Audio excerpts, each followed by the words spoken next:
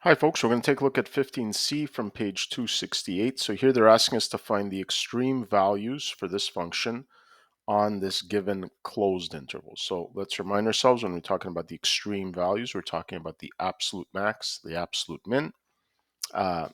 And because this function is continuous on the interval 0 to 4 and the endpoints are included, it means that we're guaranteed an absolute max and we're guaranteed an absolute min.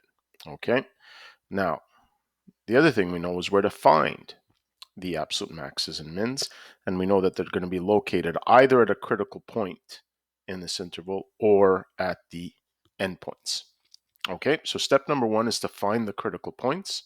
All right, so we do that by finding the derivative and of course eventually setting it to 0. So here I'll use the quotient rule. So derivative of the numerator is e to the x times the denominator function, so 1 plus e to the x, and then minus the numerator function, which is e to the x, times the derivative of the denominator function, which is just going to be e to the x.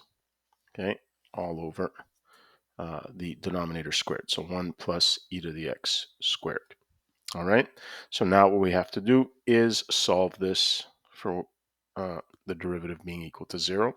So best thing to do here is to factor out some common factors. We see that there's an e to the x. It's common to both, so I'll factor that out. And let's see what we're left with. Here, we're left with 1 plus e to the x, and then here minus, and then this one here, there's still a factor of e to the x, okay, all over 1 plus e to the x squared. All right, and let's keep going. So here we have e to the x, and here the e to the x's cancel out, and I'm just left with e to the x times 1. So it's just e to the x over 1 plus e to the x squared. Now, since we have a rational expression, we know in order for a rational expression to be equal to 0, the numerator has to be equal to 0. And of course, we know that because this is an exponential function, there are no solutions to this. Okay, so no solution. So that means there's no critical points. So the absolute max and min, which were guaranteed because it's a continuous function on a closed interval, must occur at the endpoints. And so all we have to do is test the y values at 0 and at 4. Whichever one's the bigger one is the absolute max, whichever is the smaller one is the absolute min. Now, by the way, if I had found some critical points, I would just be including in that list the y values at those critical points. And again, largest is the absolute max, smallest is the absolute min. Okay, so let's test f at 0. Okay, so that's e to the 0 over 1 plus e to the 0. And of course, that's 1 over 1 plus 1. So that's 1/2. And then f at 4 is equal to, so e to the 4 over 1 plus e to the 4. Now here, this is not obvious which one, if this is going to be larger than 1/2. So what I'm going to do is I will estimate it.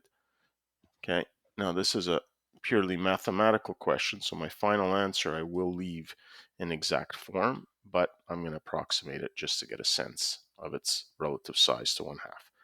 Okay, so we've got e to the exponent 4 divided by, open up a bracket, 1 plus e to the exponent 4, and that's approximately equal to 0.98, okay, which is clearly larger than 1/2. Okay, now notice here they're asking for the extreme values, so that means the absolute max, the absolute min, so we're giving as our answer the y values as opposed to the location of the extreme values, in which case we would give the x values. Okay, so here we have our absolute min, okay, is equal to 1/2, and our absolute max is equal to e to the 4 over 1 plus e to the 4. We should give it as an exact answer, and that's as simple as it can get.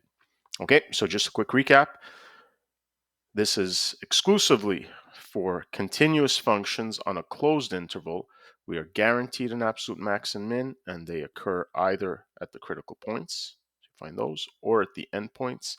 And once you have all of those, you just test the y values for all those possible x values and determine which is largest and smallest. Okay, that's it for this one.